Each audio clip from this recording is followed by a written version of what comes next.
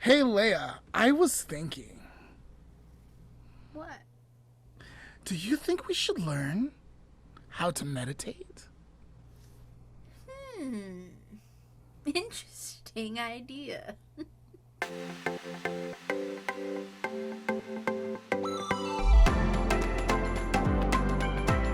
I'm Lamont, and I am one with the universe.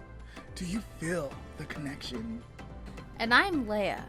I'm trying to understand the universe. And And you're you're tuning tuning into into the the Lamont Lamont and and Leah Leah podcast. podcast. Oh, Leah, so there's growing up, you and I growing up, we've heard of like meditation and how like it can technically be evil, but then like in school they always told us to like meditate, right? Like I heard like things like if you empty your mind, the devil can get in there and stuff. Wow. Like have you never heard that, or is that what's Not just me? that one. Oh wow, okay. Well, anyways, so like I was always scared of kind of meditating, like because I was like, I don't want the devil to get it. But today, so disclaimer, we are going to talk about spirituality, but not in the sense I don't think of like Jesus and salvation, but we are going to talk about spirituality and the human spirit and Mhm. meditation. And we have a special guest. His name is Himanish Goel, and Ah, he's going to talk to us about this today. He's been doing it for quite a while, mhm. and I'm excited. Are you excited? Now I am. All right, let's go get him. Okay. Himanish, nice to meet you, man. We've been talking for a while, and you got to meet Leah earlier. Will you please introduce yourself to our listening audience and our viewer audience? Yes. So my name is Himanish Goel. I'm a student graduating in 1 week from VCU with Wow. Congratulations. thank you, with a undergraduate degree in information systems from VCU. So I something on the side that I tend to like to do is spread my knowledge on like the spirituality and meditation space to kind of give people a good insight as to how can they navigate their life, because sometimes it becomes hard for them to find a career path. Mhm. So this definitely gives at least like 15% clues to them that this is what you should do, like uh, as they keep doing it with persistence and time. Very cool. Very cool. That's what we're going to talk about today. Um, where is VCU located? It's in the Richmond area, downtown Richmond. Oh, Virginia, All right. right? Yeah. Yeah. Yep. All right. Cool. Very cool. I like that we get to talk to people from like all over the place. Yeah. Where are you both located right now? Leia, you can go first. So I'm actually in Waipahu, Hawaii, which is on the island of Oahu. Oh, okay, Yeah. that's interesting. So we're quite far from each other. No problem. What about you, Lamont? I'm in California, and I am located in Colton, California, which is part of the Inland Empire and San Bernardino County. I don't know either one of those locations, but that's interesting to know. I know I've heard of California and like Hawaii, but yeah, I don't think I've ever been to those places. That's all right. Not many people go to Colton. How dare you, Leia? You've been here to visit me. How dare you? And that's it. All right.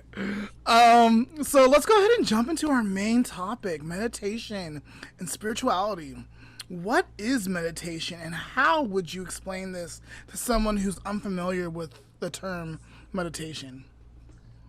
Yeah, so meditation's kind of the key fundamental to helping you stay in the constant space of mind if you're having a mindset that troubles you into focusing on the future or on your past.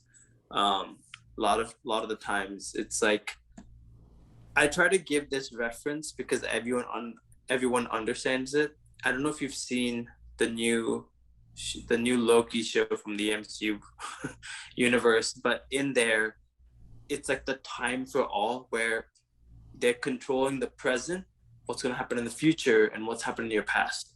So your past are like memories that can't be fixed. They're just learning lessons.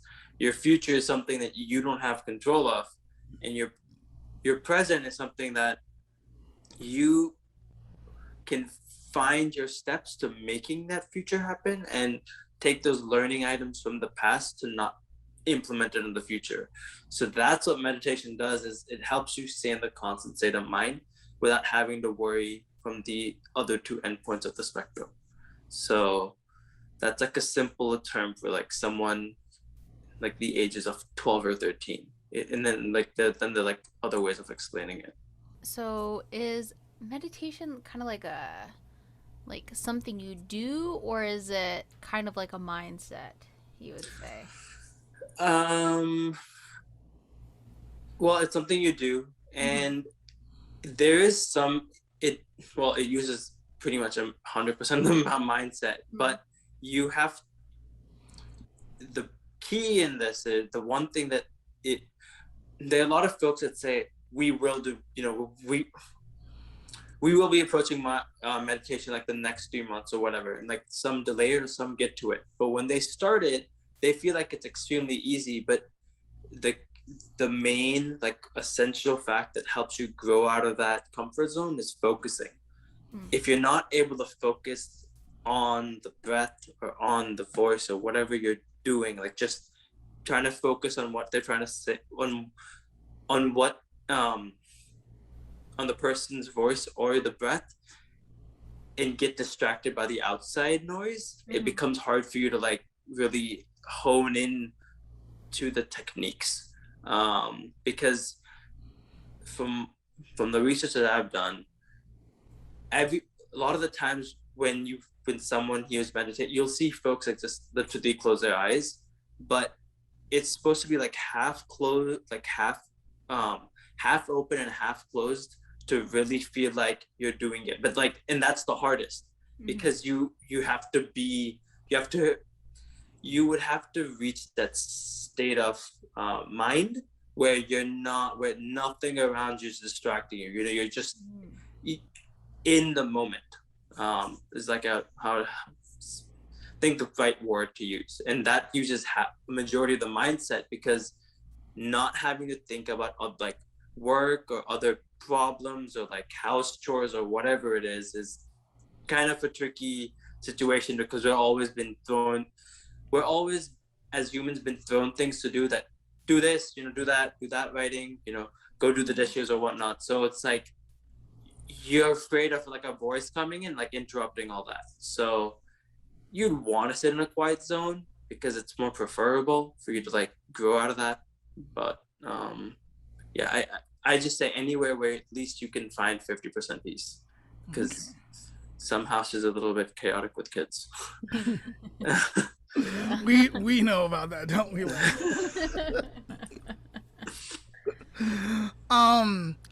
So you had earlier you had mentioned like focusing on your breath or focusing on the source. Are there different ways to meditate, and if so, what are the different ways? There are different techniques. Meditation's like the food web to that. I don't know if there's different ways of meditating. I mean, they're different types. Like there's like the religion Buddhism have their own techniques for meditating. Hinduism has its own techniques, and then there's like there's one other type of technique where you're not actually using your mindset. Someone else is getting all of your thoughts through their from their hands, like through their energy. I don't remember what the name of it is at the point, but yeah, I don't remember. I had done at least like 2 sessions, but with the point of that type of meditation, which is like somewhere in China, I don't know what area, it was like a specific region. and they pretty much they put peaceful music around them, and like certain scents like peppermint or something to make the room to get absorbed with it. Yeah. And they really have to focus on the healing part, because they're taking all the person's thoughts and trying to like set him free. So that requires a different level of mindset, because those folks are always outside, because they're getting, and they're fixing someone's energy and trying to find their problems, but getting energy from nature, from the force of nature. So they always tend to sit outside. That's why they're well, at least folks who have done it, they have only a certain time of when they take appointments, because after that, that's when it's their time to like grab energy. So yeah, but back to your question, so different types of meditations in different forms based on the religion, but they have several techniques. Like in the meditation that I'm referring to, which is kind of in the Hinduism or origination, you like there's one where you can focus on specific chakras. Like there I've had a lot of individuals ask me about the throat chakra and the third eye chakra, the one between it's called the third eye chakra, so right over here. And you know, they're techniques from all chakras, from the top of the head to the bottom of the toe. So like one of them is, it's called the Ujjayi breath in like formal terms, but my clients called it the Darth Vader voice. And then there's like then there's another technique where you're feeling the vibrations of your hand. If I were to do it, I would have to take my headset off, but you're closing your ears, you're closing your nose, and you're like trying to focus on like the beats per second that are coming from the hands, from like the ear to the nose, and that connect to the mind. So that way you can like feel the energy. And then there's even weird meditation techniques where they say roar like a lion, but take out all your energy at the same time. So don't just be saying like like literally like express it, but like also use your throat to say it. So that's also, so that's why when you see like the meditation, something you can do at any age, whether you're at the age of 5 to like the age of 70, which I don't know how long someone want to live, but that long. No offense, but that's the rule. Like there's no rules to it. Like you, like how in like a workout you have like a set amount of reps or with like a time limit or anything. I just tell them that if you can find at least 5 or 10 minutes in your day, just implement as many techniques as you can. And if you can go over, then push it out like 5 or 10 minutes. Like it's just the only thing that matters is that you're consistent with it. The moment you're not consistent with it, it becomes really hard to go back. So yeah. So I think at least when I think of meditation, I think like someone sitting on the floor, cross-legged, saying something.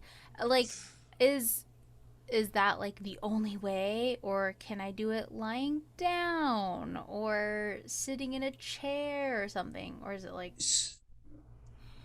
Yeah, so you can sit in a chair, you can sit crisscross applesauce, you could even sit on your feet with like but you lying down might not be the best option, because it becomes harder to do the techniques, because you're using your nose and your mouth, and like you're pretty much all your chakras and mindset in your mindset. So it becomes harder for the flow of air to go through. I mean, and the thing is, you're lying down, so there's no circulation going through. But yeah, you can sit on a chair, however you want to sit, as long as you're sitting upright. you're good enough. So All right. Cool. How old were you when you started meditating? we're going back a history of time now. So I just turned 21 in the end of July this year, so I'm trying to think, like 14 or 13. So yeah, I mean, So about it 7 years. yeah, about 7 years. It was, it wasn't easy for me to get started as well, because it took some effort from my parents to kind of like push me out of the force of habit to get it started. But for me, for my, a lot of folks, they're self-initiators. Like they'll find a video or two and they'll like focus on that and get good at that, and then find more attributes or find ways to like learn different techniques. I learned some of them from like my parents, from like when they would like calm me down or whenever they had time. But what really helped me to really understand the skills and hone the techniques for the was the organization called Art of Living. So they're like a they were non-profit and they turned not-profit, whatever. They're kind of, let's just say, an organization. So they're an organization that helps promote the yoga and meditation perspectives pretty much around the world, but they originated in India. So the founder of that is Sri Ravi Shankar.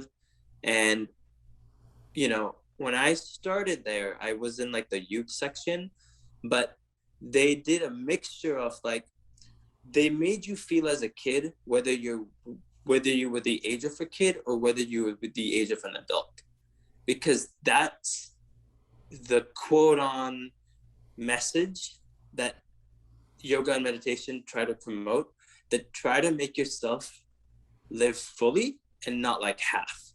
So, promoting that message, teaching the history of it, doing the technique, the breathing techniques, and then the yoga techniques. And then I think at the end, they would make us play games which involved the mindset as well. So there was a little bit of fun, but there was also like the main content that they were doing. So as I got, as it hooked me over the years, like through 7th, through 8th, and then through 9th, I was just trying to understand the skills. I was not looking to get very deep into it, but just like a kind of like a filter. But then slowly I started getting engaged in the community, and I started getting opportunities to go abroad to help people. Like I went to Atlanta. They had like a center over there for kids where I was like the assistant for one of them. There was like 2 mentors, one of them who really liked me, and so she gave me opportunities to go places with her. So there was Atlanta, there was Florida, kind of the same, 2 different trips. But then there was also, we went to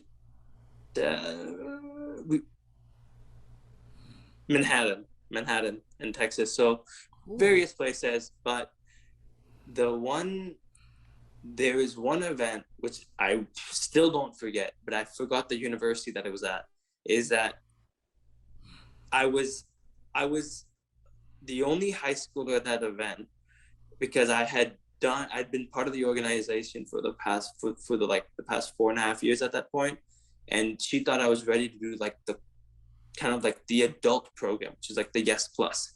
They promote their programs by Yes because they feel like the more positive words you say, that's how your dictionary gets improved. You see folks with like using foul language, and you think it's easier to stop, but when you get in the rhythm of it, when you get in the rhythm of the beat, it becomes hard to pull that person away from it.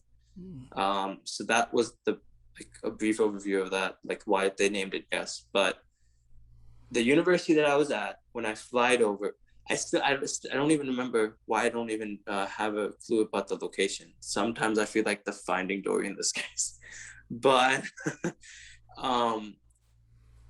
it was like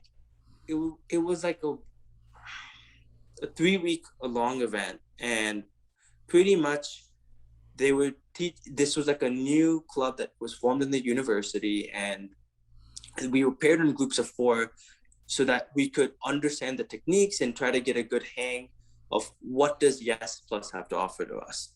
And I was placed with a group which had one who couldn't see, one who couldn't hear, one who had a who suffered a very bad psychological issue, where if he had too much stress piled or he couldn't handle something, he would run out for like miles. And I'm not even like taking like run out like around the college campus, like miles and miles, so out of nowhere.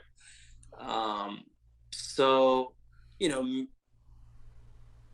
in the beginning, as much as I tried to like, connect with them and not make them feel different, you don't want to, undervalue someone just because they have a disability. And Agreed. the more they try to like push away, even when I was being kind, nice, and sympathizing, they just kept pushing and pushing like away, like not like physically, but like through just like words and action that they took. So within like the first week and a half that had gone by, I kind of like just like gave up. I was like, this is really not going the direction I hoped. I wanted to change groups, but one of the professors over there who was a part of that group said that give it 3 more days, or like at least 5 more days, I think he said, and observe why they're running away from you.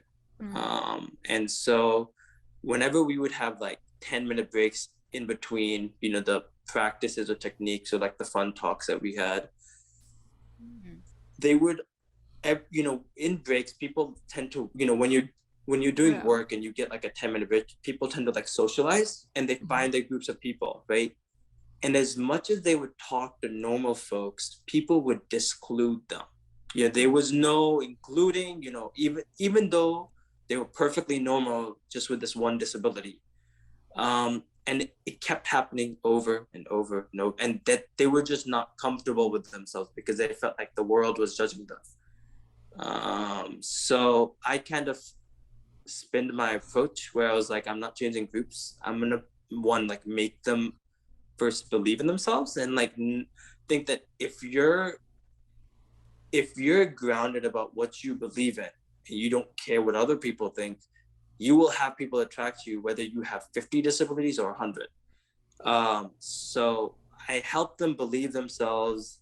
It took time, but like within that remaining week, at the end of the seminar, we kind of traded phone numbers at that point.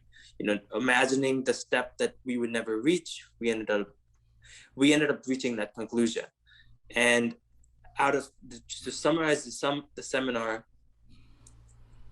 the folks that were leading this event, they were trying to see which group had went from zero to hero, and to see which team member helped contribute in that. And our group was presented, and I was the one on the stage. I mean, they might have been like 100 or 200, like 100 or 150 students at max, not including the ones who were leading it. And with the applause and the attention, I think it made me realize that this might be an area that I might want to motivate folks to at least find an area where it can help others strive for their goals. That's what I thought my mission was. And so from there on, I ended up going to different ways to get my voice out there and whatnot. So awesome. and research on the way as well. All right, that is a powerful story. Thanks for sharing with us. Yeah. So I think like one of the biggest things that I struggle with is maybe finding time. Like I'm so busy. Like I wake up, I pray, and then I'm off to the gym, and I come home and I shower, and then I work all day, and then I go to class in the evening, and then I have practicum, right? So like it's a really busy day, like really busy days for me. How can I make sure that I am getting time in, or is there an easy like meditation that you can show Leah and me that will help us like just do it for like 5 or 10 minutes? Yeah. Yeah, definitely. Based off the schedule you presented, whenever you're praying or you're someone who's doing like a religious not ceremony, but like religious, being thankful to your God or your religion, that's a great way to include meditation because you're not using your head at that point. So it's better you do your breath than that, but it's harder for some folks.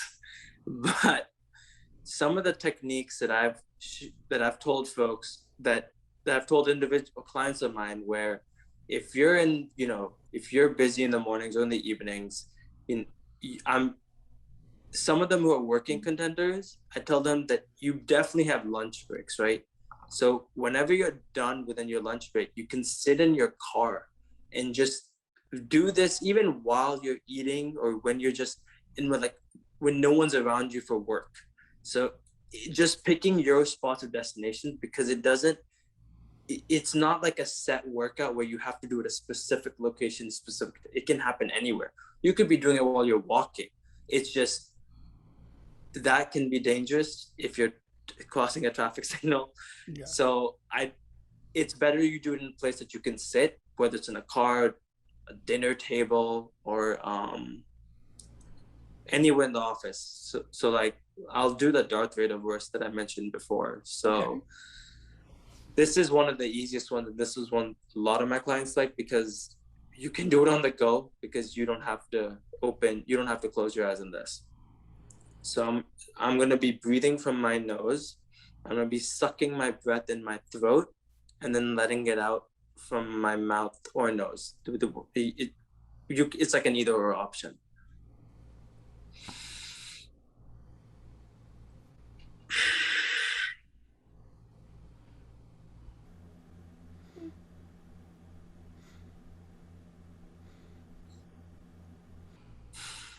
So I don't know if you could hear that, me sucking the breath, but this is opening my throat chakra. And a lot of the times why our throat chakra is blocked is because either that individual doesn't like to talk too much, or they're very silent on their voice. So that's why it's hard for them to open it. But for the ones that are very talkative, it's already open. So that's kind of how the chakra, so everyone knows those talkative folks in classes or whatnot, that you see them asking questions. So this helps to open your voice, present your thoughts and perspectives on the table over time. So this is a Darth Vader voice that people talk about. Some of my clients have got extremely deep, where it literally looks like they're sucking it all the way in. So as you get deeper into it, you can do more, you get more advanced with it. But I've even had both, and on a side note, both yoga and meditation go hand in hand, because they're both on the same level, because yoga is the only one that is like a physical exercise that works the mind, body, and spirit. And you can do that. And some of the practices from yoga, they use the meditations because you're doing every step by the breath.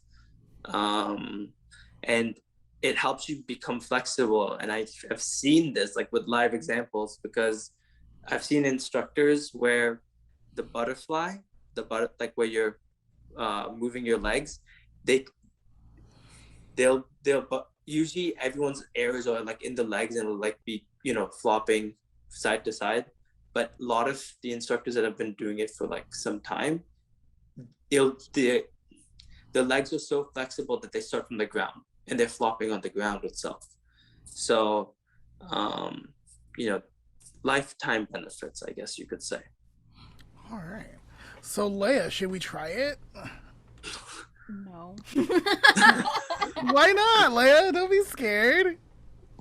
I don't know. Let's try it. I'm So we're gonna if I mess up? We can learn how to do it right. All right. So we're gonna breathe through our nose, right, Yeah. hmm and into our throat. So you're gonna breathe through your nose, and then you're gonna suck your breath down. So um, like when you take all the, so when you breathe everything in, take all the breath that you just put inside and just suck it down your throat. Okay. So that way, all the energy is down in the throat, and so when you have to release it, you can do it through your mouth, or just hold and then release it through your nose. Okay. All right. Let's try it. Ready? Oh, okay. All right.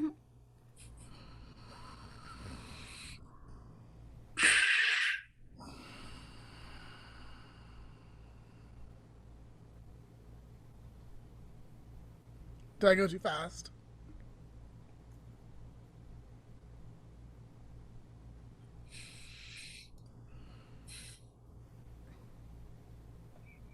I don't know. I don't think you went too fast. You stopped Okay. in the middle. Interesting. All right. So when I breathed through my nose, I did feel it go like I tried to suck it down my throat, but then I think I like as soon as I did that, then I just released it. I was like, okay. But when you do it in the beginning, you kind of get like what's happening down in like a kind of like a sting up here. So it becomes, so you tend to want to release it out really quickly, but the benefits happen is how long you can hold it. I've had folks that have held it for 2 minutes straight, which is extremely long. I've only been able to hold it for a minute and a half. I've tried to go 2 minutes, doesn't work. I get extremely red after one point, but it, all of this, like any sport, like any skill you want to do, it all takes practice. Mm-hmm. And this also comes with the other example where my mom's dad, he's been doing it for the past 30 years. And the benefit, this is like a real, and this is like a live experience I've been talking about. When he came to the US, because he lives in India, we were one time just going for like playing, tennis just for fun, me and my siblings. And he was just watching like for the first 15 minutes when he said, I'll just play for 10 minutes. And you expect someone in the age of, and he was in the 70s area, to, go really slow because, the body movements really, they don't have that, that stride, to like hit the ball as hard. Yeah. But because he'd been doing yoga for such a long time and meditation practices, it builds a lot of energy within your body, like not the energy you get from workout. Like this is like soul energy, like it's like even more powerful. And when he was hitting the ball, it literally felt like he was playing the old version of Roger Federer. So I mean, he was outrunning everyone in our family, and I was like, this 70-year-old man is making the young people look even worse. So because he was hitting the ball like at a really fast speed, and it was shocking to see that someone at that age who doesn't really play sports does really basic movements like the sun salutation, or the breathing techniques that he's been taught, and he's just able to like live outrun us all. Was kind of surprising to me that I didn't know these were like the long-term benefits. Mm-hmm. And it keeps your mood, it keeps your emotion levels not swinging, meaning a lot of the times will either be, there's folks that you see they'll be extremely happy or extremely sad. They have like an emotional, like I like to call swing. It's like they either go extremely far, or they go really back where they end up falling. So it helps with that as well. So yeah, I think my only experience with meditation has been like when I did yoga for a few years, and I like always struggled when we got to any type of meditation because my brain just does not shut up. Like I would hear myself saying, okay, now breathe in. Okay, breathe out. And I'm like, can you just stop? Like, shh, quiet. That's what we're trying to achieve here. Yeah. Yeah, it becomes, yeah, the the game, like how in every game, like a chess game or whatever game you're playing, it's the timer that doesn't shut up, which in our case is the mind, because it's all constantly thinking. We're told in school to like keep our brains active, keep our brains nourished, flourished, like it's some type of water well. So it's when you're doing something that's having to shut it up, it automatically goes like, how do I? It's like, so that's when developing a filter to it takes time, effort, and it takes practice. So yeah, I remember when I was in 7th grade, I think within that like a month, I was like, I'm not doing this. It was really frustrating for the fact that I couldn't. It was really hard for me to focus because they would give challenging moves, and over there it was easy, but when I used to do it at home, it used to be hard. And so that's also another thing where if you're in a certain environment, since everything's so peaceful and quiet because that's how the program's made, at other locations it's not going to be that peaceful and quiet. If you're walking on the streets and you've been doing meditation for a year and you want everyone to be quiet, that's going to be you're going to be the center of the spotlight, being like, what is this man talking? So you have, as you get better at it, the filters become stronger where you can do it in any space. So it took me, well, after 3 years, I started doing it outside in like the public so that they wouldn't notice. And it was hard, but I kind of took it as a challenge where I used to keep doing it like in the inside environment, but the outside. And this is all before the pandemic. And then slowly it just got better. But yeah. My next question is, earlier you were talking about yoga, and you were talking about how yoga is like one of the only exercises that works the mind, the body, and the spirit and stuff. And we've been talking about meditating and different types of ways to meditate. How does meditating connect to our spirit? Yeah. Meditating connects to your spirit is when you're in sync with all the body parts from like the head to the toe, where you're not feeling the outside environment. And that's like that way, like the eyes are like half closed and like half open, like in between. And so that, to connect to the spirit on meditation levels, takes some time, because you would have to, one, be persistent and continually doing it in order to reach that level. With yoga, it doesn't work like that, because you're moving your body and you're doing flexible exercises, you're doing balancing poses, so it becomes easier to connect to the spirit in that way, because you're moving around. In meditation, you're just simply sitting and you're focusing. So in order to connect all the strings, they all need to be in line, where like you have kind of like a numb feeling, because I remember the first time I was in that state of feeling, I was in 9th grade, and I'll just talk about like from what I had experienced. I mean, I was I was on the football I was on the football field in the stadium seats, even though it was closed. Don't ask how I got there, but I was just sitting over there, and I was like, hopefully I can reach that feeling. And a lot of the times it's also like, if the mind is extremely tired, that is your golden opportunity, because it will shut up already. When something is tired, they won't want to like, rant at you, or like continually saying things to you where like help you get distracted.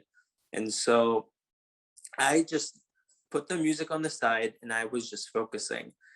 And there's a certain level of deepness where within like the first 10 minutes, you know if this is going to be, if this meditation is going to be deep or not, because the eyes slowly move its joints from like either to the middle or to the down, or it's like open and like either, and also like the mind is wobbling, and there's like a lot of body characteristics that you pick on. And that day I was literally in sync because there was no one around me.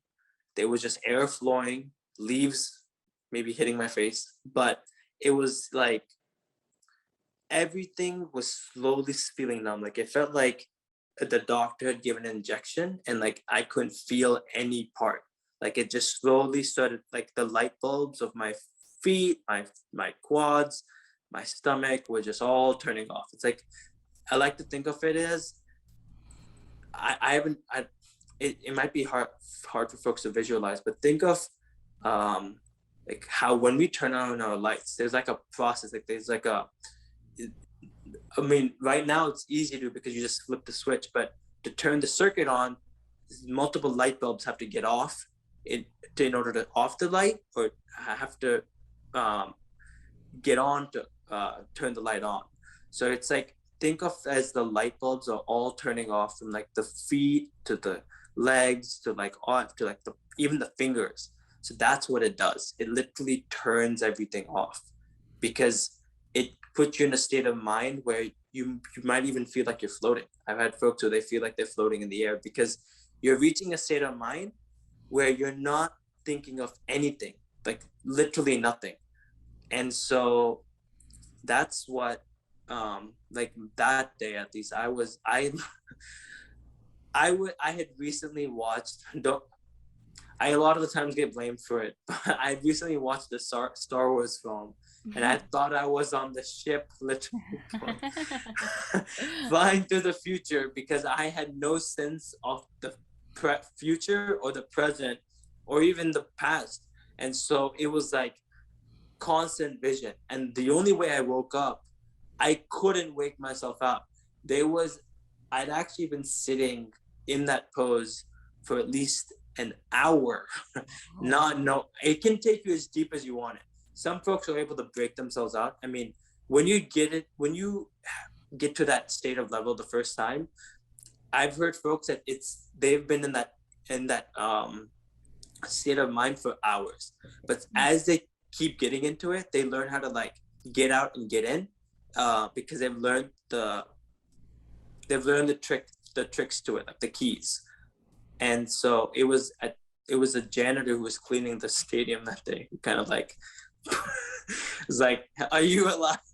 Everything and all that. But it does take a push before you go like, wait, what happened? Like if you're in a class and you get into deep meditation and the teacher comes back in an hour, like you might want to do it in a location where no one's gonna steal your things. That's first rule of thumb. Okay. So yeah, but it really does make you numb, and that's how it deepens the spirit, like you mentioned, because you have no control of any, you're not feeling anything. So when you're not feeling anything, everything opens up at that moment.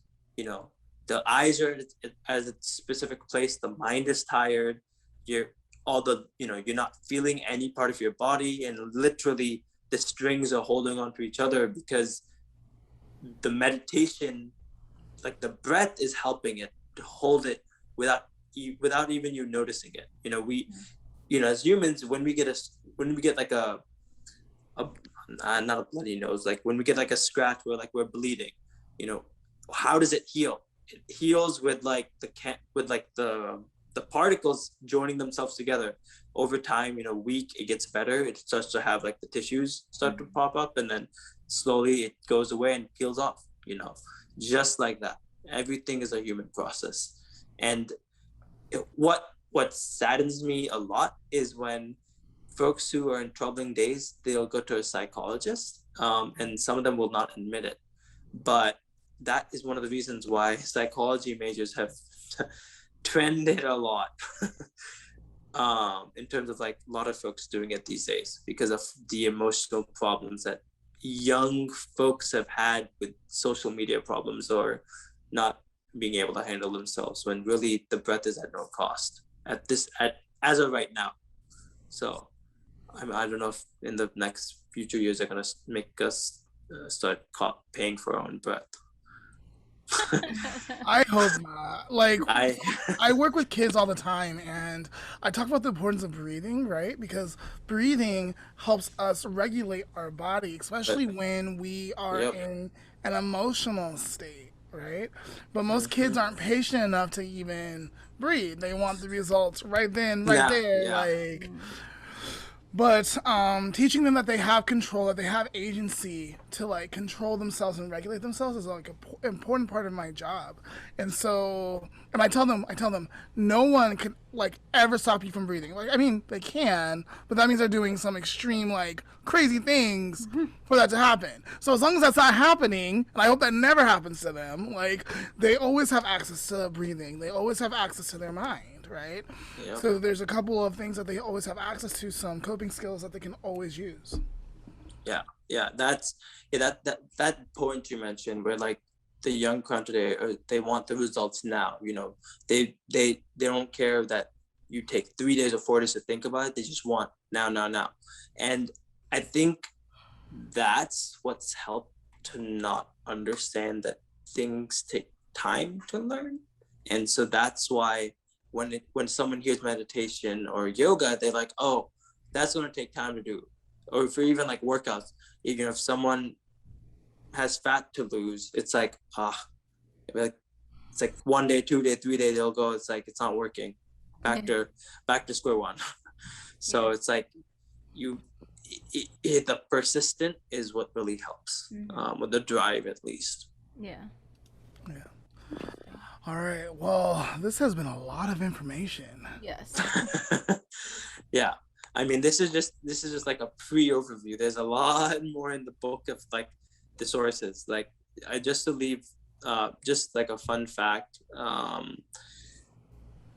in the olden days, the warrior, like, this is like BC I'm talking about, when this is when we were not even born, like just the warriors, at least in India, who fought for their independence or just, battles against other territories, everyone, I mean, depending on where the US people in China or Europe or US, they all had their own methods. Some would be using the forms of weights as one, some would be using the forms of whatever their tradition was. But in India, we originated with yoga because we thought it helped the soul to provide more energy than anything else, because we're moving with our body. And so all the warriors, like the sunset, they used to do, it's like a crazy number, like something like 500 sun salutations, like every day. That was because, I mean, there was no like school, there was teachers, but like there was no like advanced society like it is today. There was like, and they would be doing it on like sand or mud or dirt, like anywhere that they could find space, and just doing the sun salutation or other poses to keep their body flexible so they could hit the bow and arrow at the spot of the enemy, or wave the sword at the location so that they can get rid of a individual. So that's what helped them keep focus or have a sharp eye at where to aim for the target. So and that obviously comes over time, but I thought that's something I could have just a fun fact. Awesome. All right. Thank you. Yep. 500. Oh my gosh, I die after like 2. Like, Yeah, I can't. I did 2.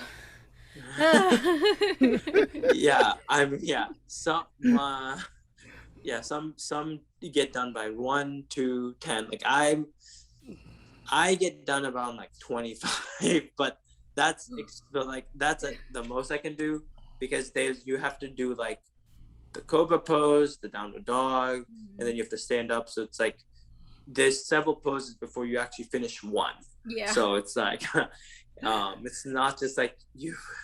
It's not like you're just running. It's like 1, 2, 3, 4. It's like not. It's So I know what you mean. All right.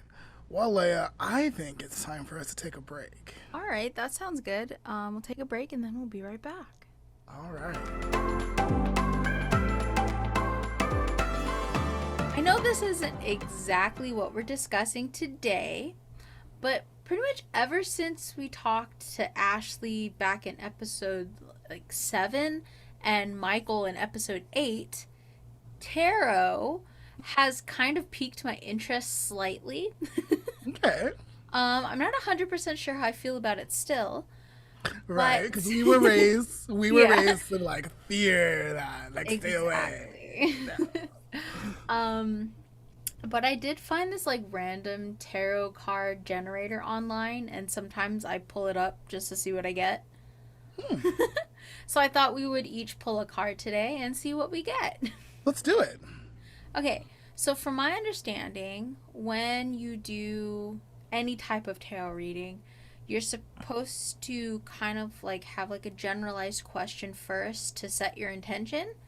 Kind of like, will changing my career be good, or like what will changing my career hold for me?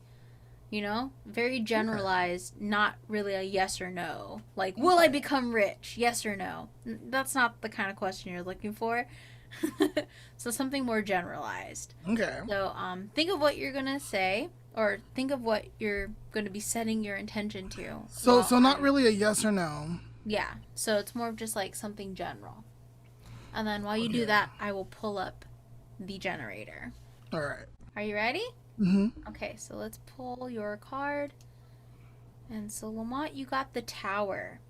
Ooh. And according to this website, the Tower warns you that part of your life is in dire need of reconstructing and may soon crumble. But with some planning, you can build something much stronger in its place.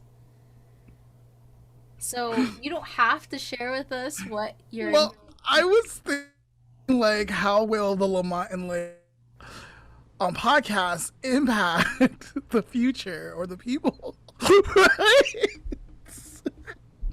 Uh-oh. So I was like, wait, what does that mean? Maybe that's talking about the fact that we're overscheduling things and we're running tight up against some stuff. Maybe. That's interesting. All right, let me pull one for myself. I'm going to disappoint you, but mine is not going to be Lamont and Leah oriented. Related? Yeah. So, hold on, let me just figure out this wording. Okay, let's pull this. I got the Fool. Oh. The Fool, card 0 of the tarot, encourages you to try something adventurous and new. Unfamiliarity can be invigorating, but take care not to put yourself in needless danger. All right. So do you want to share what you were, like, thinking, or is that just kind of for you? Yeah, I'll share. So I've been thinking about moving forward with joining the union out here in order to start working on film sets. But I've been really nervous about it because I feel like it's going to be a lot of time commitment. And also, I don't know if I'm, like, good enough. You know, usual self-doubting mentality. So that's interesting. So I think maybe you should lean in, or like maybe like consider what the tarot had to say. And Interesting. yeah. Still don't know how I feel about it, but it is interesting. Thank you, tarot. Or is it a spiritual thing? I feel like some people think it's spiritual. I know it has something to do with energies and stuff like that. Thank you, energies. All right, thank you so much for coming on today, talking with Leah and myself.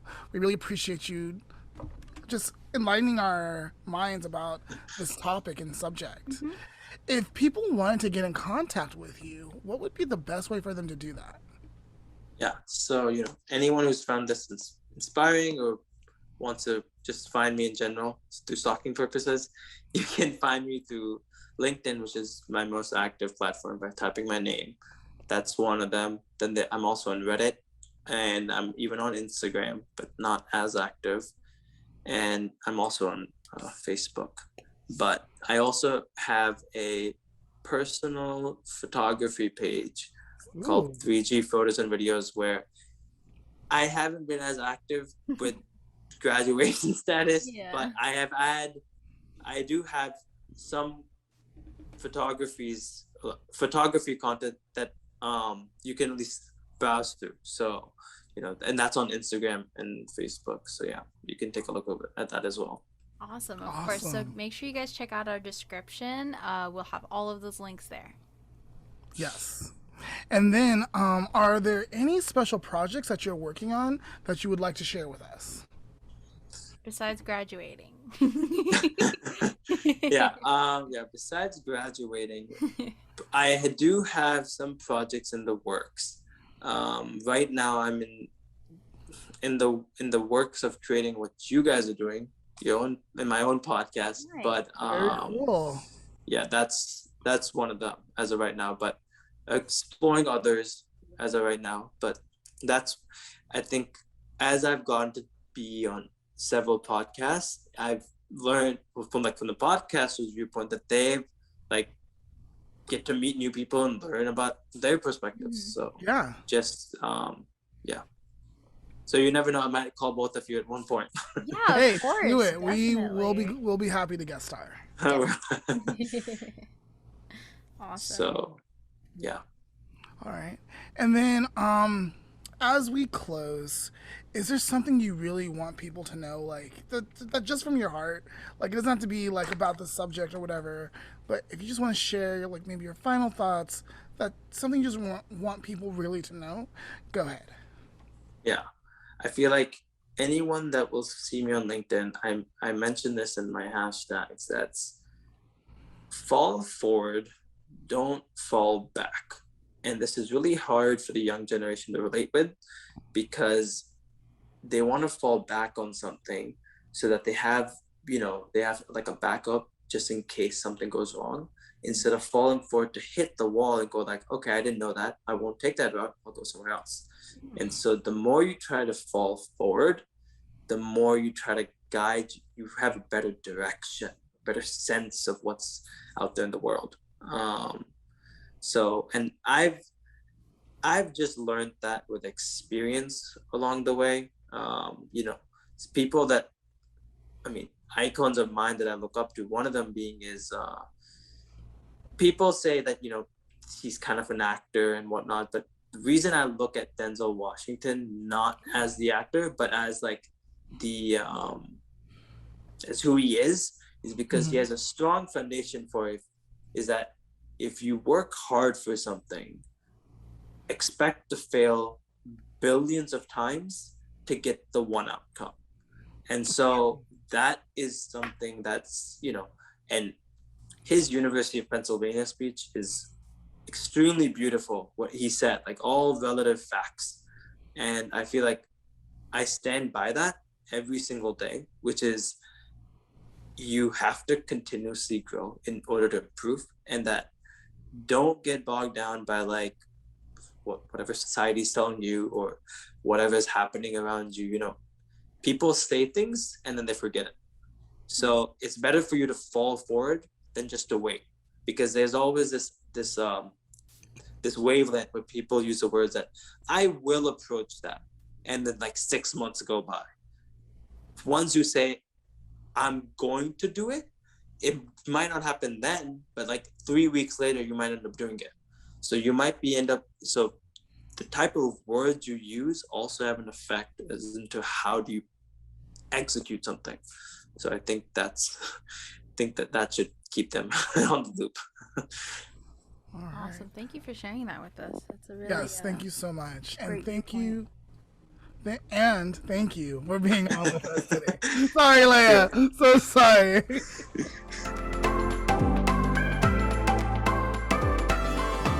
Today's life lesson is your journey to connection. I think we all can agree that life is a journey. And a big part of the journey is all about connection. The great Dr. Brene Brown once said, I define connection as the energy that exists between people when they feel seen, heard, and valued. When they can give and receive without judgment. And when they derive substance and strength from the relationship. When are we going to start to connect with ourselves? This is me speaking. Many of us, when we communicate with ourselves, we are mean and hurtful. We have the tendency to think judgmentally. So the next time we communicate with ourselves, let it be in a space of love.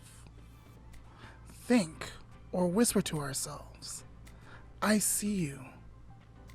I hear you. You are valuable. You are worthy. And see how you change and grow.